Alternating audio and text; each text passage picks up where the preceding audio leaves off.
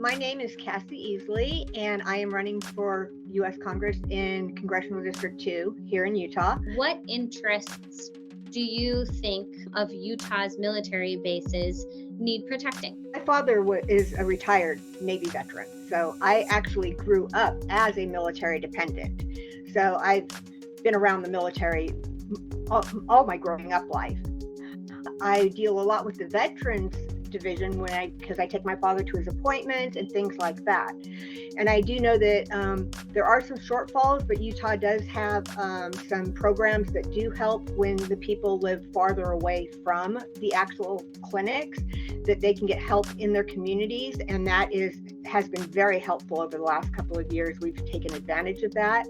And I think that we do need to make sure that we are doing things for our veterans so that things are not as hard, because they did serve for us. They went out and they put their lives on the line for us to be able to have this free country. So I'm a strong supporter, especially of our veterans, because it takes a lot of time away from your family and your home when you're out there taking care to make sure that we're safe.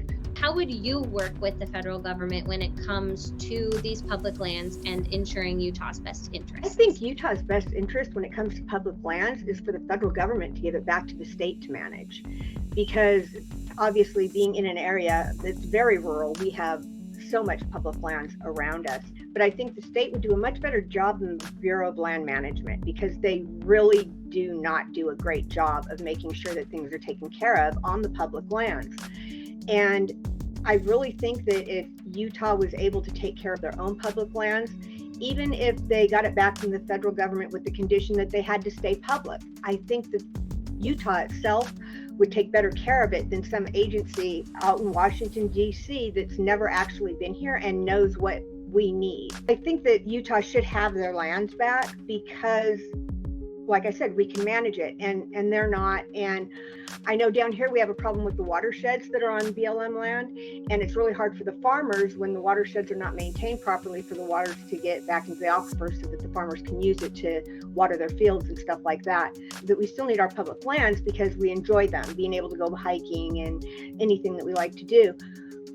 But I don't think they're being managed properly, and being in a position to where I can point this out, that as a congressman, that we need to do something so that our public lands are actually managed properly. I think that would be the way I would go with that. What do you have to say about the state of the economy, inflation, spending, and a possible entry into this shutdown? We're in a horrible state of inflation right now. And the people in Utah, all over the country, are suffering because of the inflation that we're having to deal with.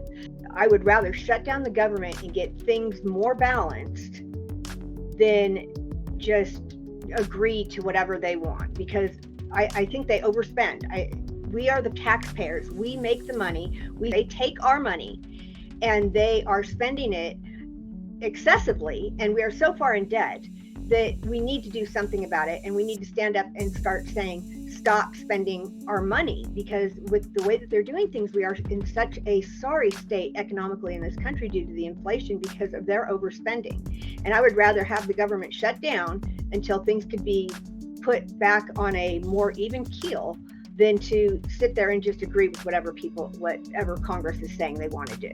I think we need to start literally taking and making the different departments justify why they need so much money, because they don't. And they can start doing cutbacks like the rest of America has had to do. The government can start cutting back too, so that we can get back on a better financial economic scale in this country.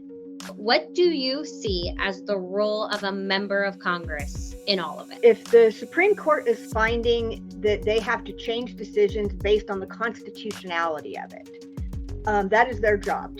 They interpret the Constitution and they say this is constitutional. If it is deemed not constitutional, the 10th Amendment comes in and says that it's up to the states to decide. And to determine if it's something Congress can do, you have to look in Article 1, Section 8.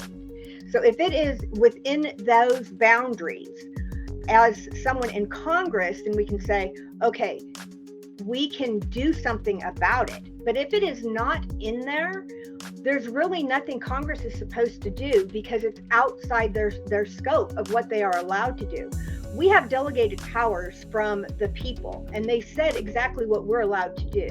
And by going outside those delegated powers, they've been creating laws for years that are not inside what they're supposed to be doing. So when the Supreme Court comes back and says, no, you can't do that because that is not within what you're supposed to be doing, Congress is getting like all wound up. Well, we'll just make a law. Well, you can't. They do not have the power that they think they do. The power was given to the Congress by the people. And if the people aren't allowed to do it, Congress is not allowed to do it. And they're only allowed to do a limited number of things. But they have taken that power and said, we can do this. And I would stand on Article 1, Section 8 and say, no, we cannot do this. This is not something we're supposed to do. That is something that the states are supposed to make laws about because they're not in the Constitution specifically. And we have very specified things that we are supposed to do as a member of the federal government. If it is something that falls within the purview of a congressman, then there may be laws that we could make that could make it better for everyone. But if it is not in that, then we do not need to be making laws. That is up to the people and the states, as suggested in the 10th Amendment, so that the states and the people at a more local level can decide what they're going to be doing versus the federal government telling us, oh, you have to do this because we're the federal government. They have it backwards. It's supposed to be people up, not government down. If you're elected, you'll barely be in office before you have to turn around and rerun. How do you feel about that? It is our responsibility as citizens to make sure that we have a constitutional government. And I'm going out there and I'm letting people know that that's the kind of government that I want. We do have congressmen only 2 years at a time for a reason. Because if we don't like what they're doing, we can, with our vote, say, hey, we don't want that person, let's vote them out. It doesn't happen that way a lot because people vote a lot of party politics versus individuals. By having a year to show people what I can do, by the next campaign, they'll see what I am doing and they can decide if they want to keep me or if they want to try with someone else, because that's kind of how it's supposed to be. And maybe it'll start making people realize that we only have to put people in for a short period of time, but we don't have to keep re-voting for them. It's just a half a term and we're going to have to go back into another election. I'm already aware of that.